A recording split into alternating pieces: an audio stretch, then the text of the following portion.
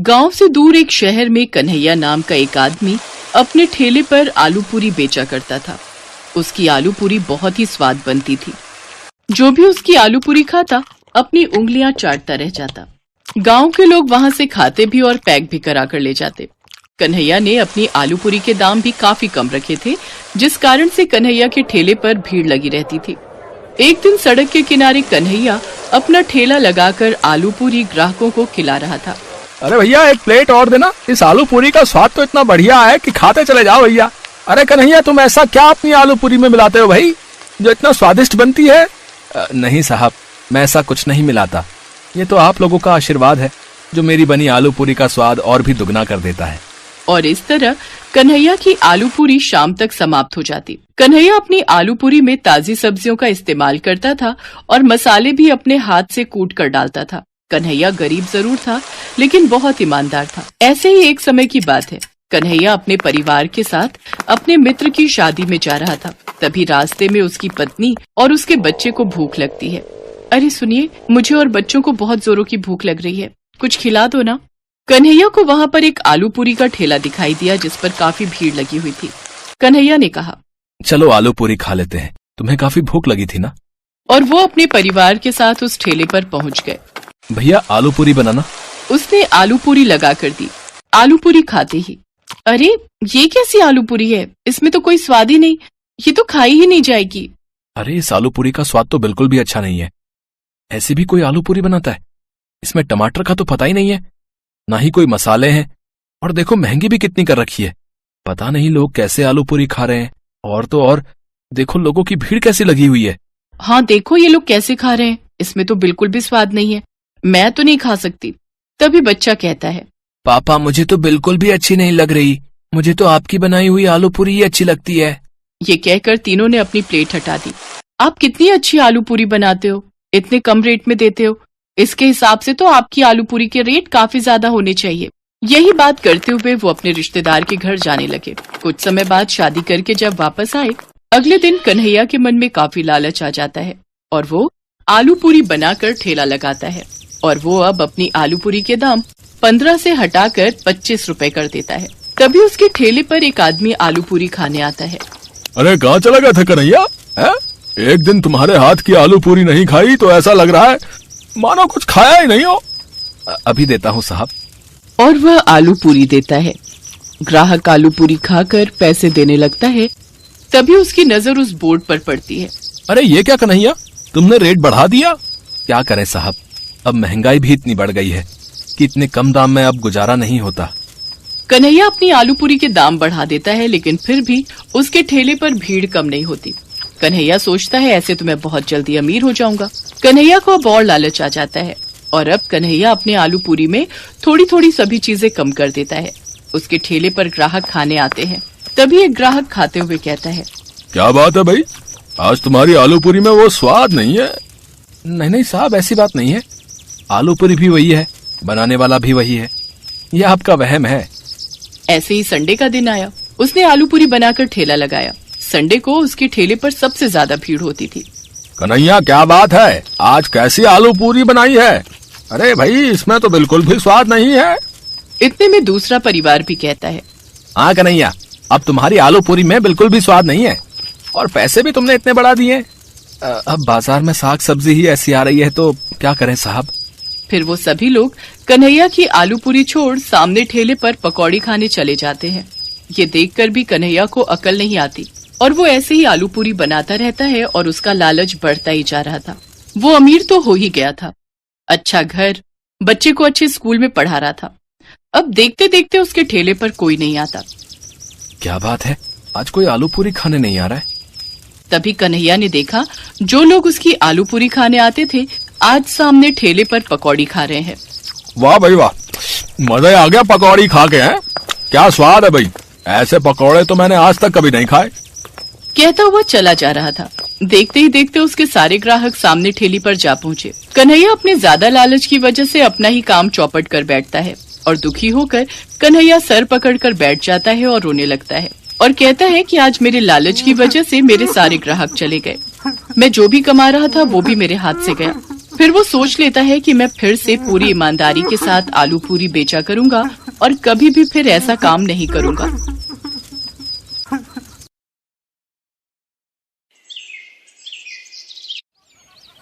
अरे भाई कैसे दिए गोलगप्पे? 50 रुपए की प्लेट है। और एक प्लेट में कितने गोलगप्पे? 6 गोलगप्पे होंगे। और कितने? अरे बाप रे बाप, 50 के 6 गोलगप्पे, इतने महंगे? तभी सोचो तुम्हारी दुकान में भीड़ क्यों नहीं है।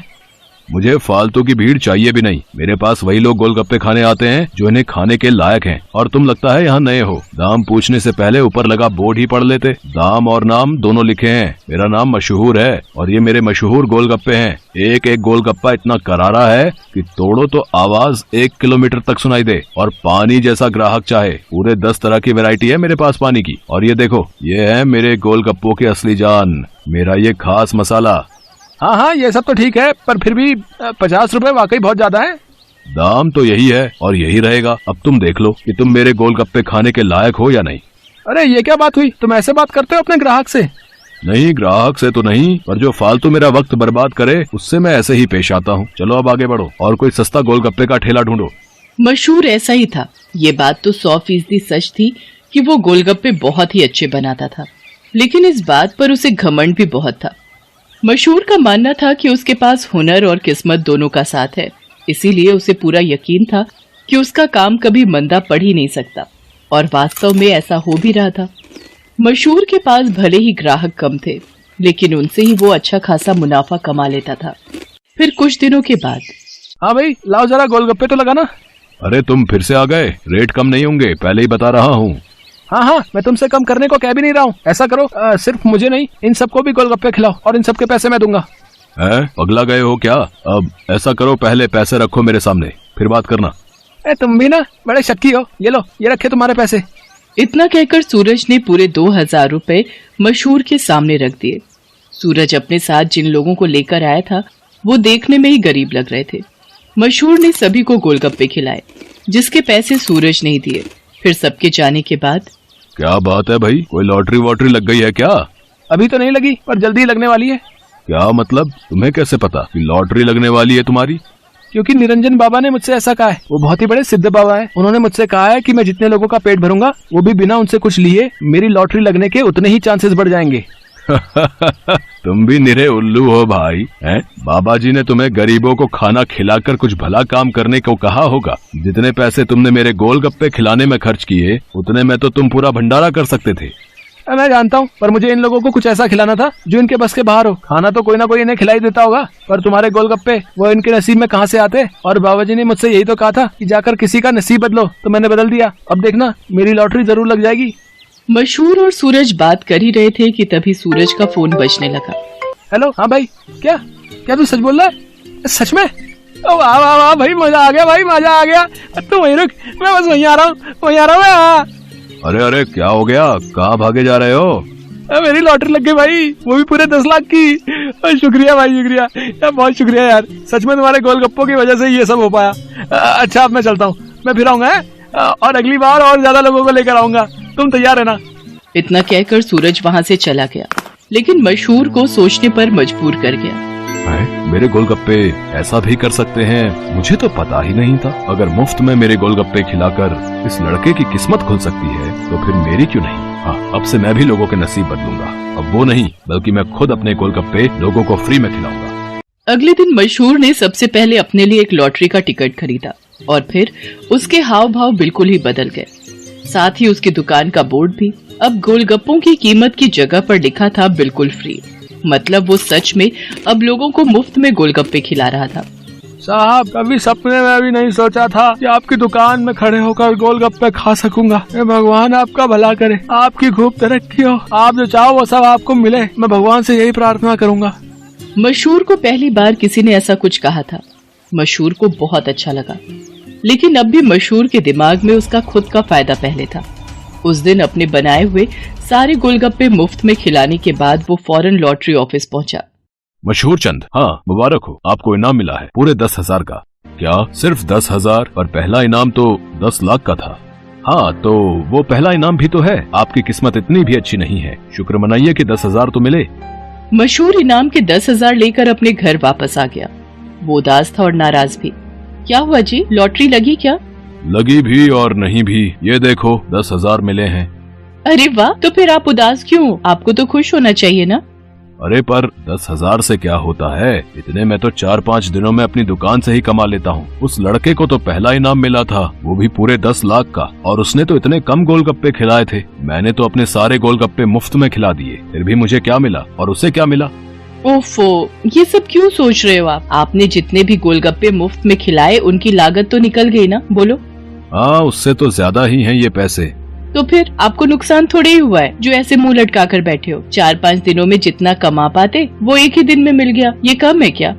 मशहूर को अपनी पत्नी मोहिनी की बात ठीक लगी और उसने अपना इरादा और पक्का कर लिया।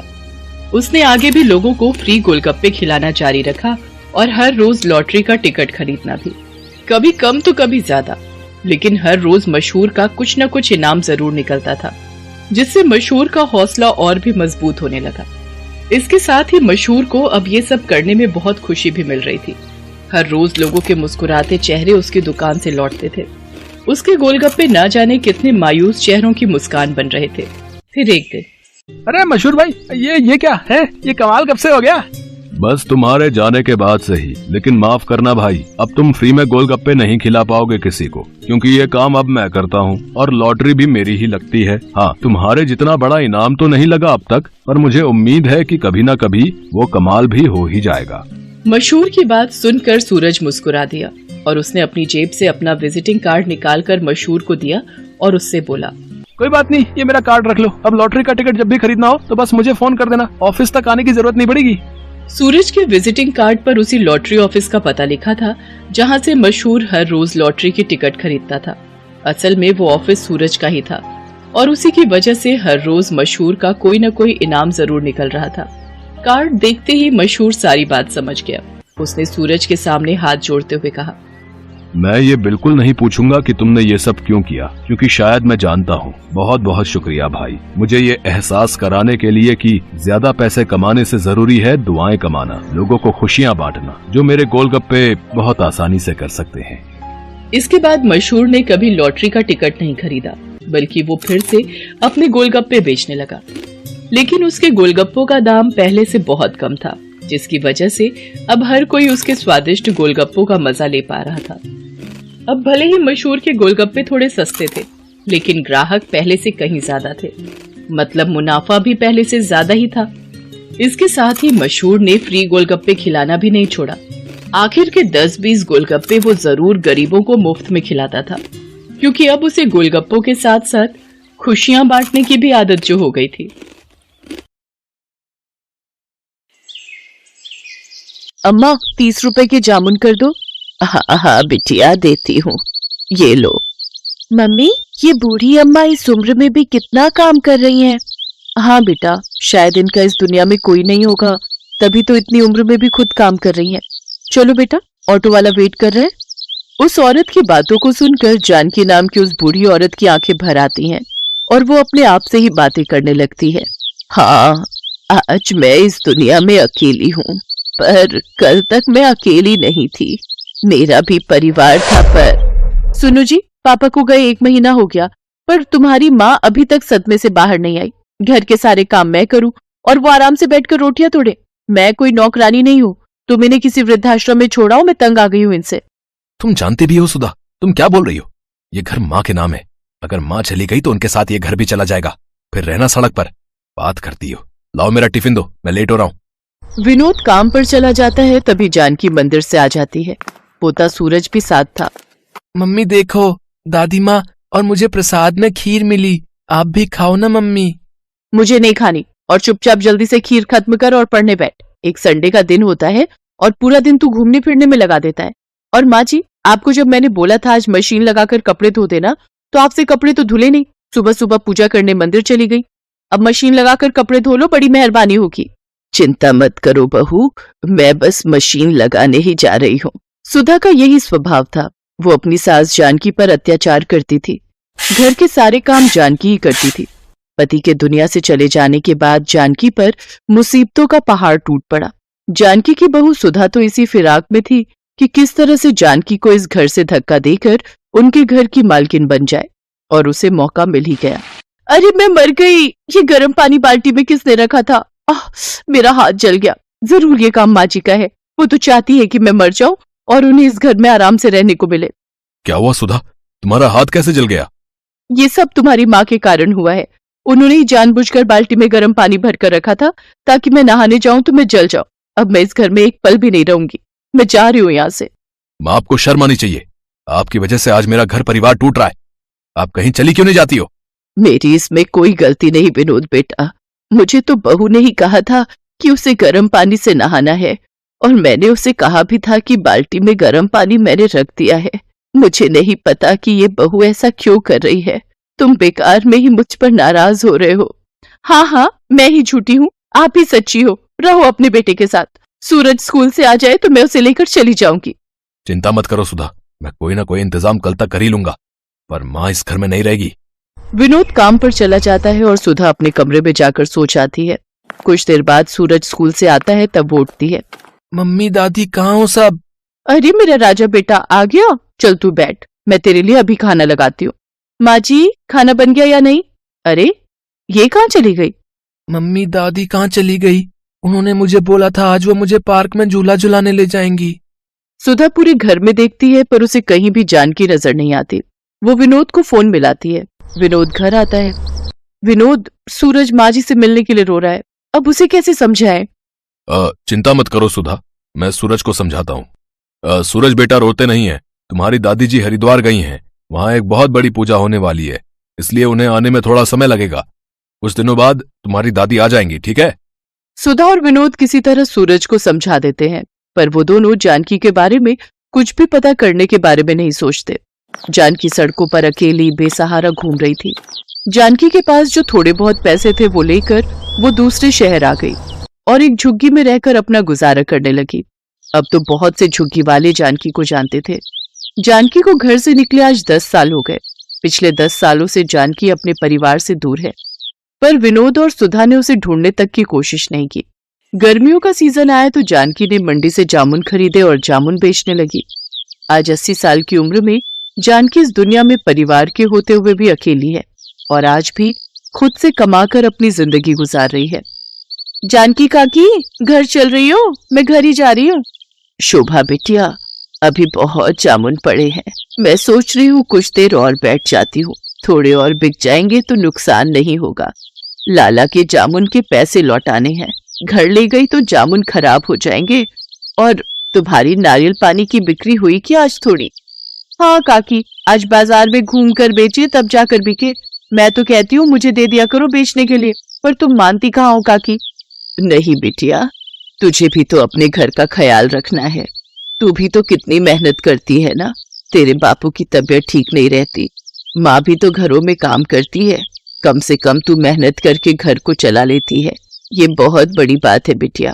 चिंता मत कर, मेरी बूढ़ी हड्डियों में बहुत ताकत है।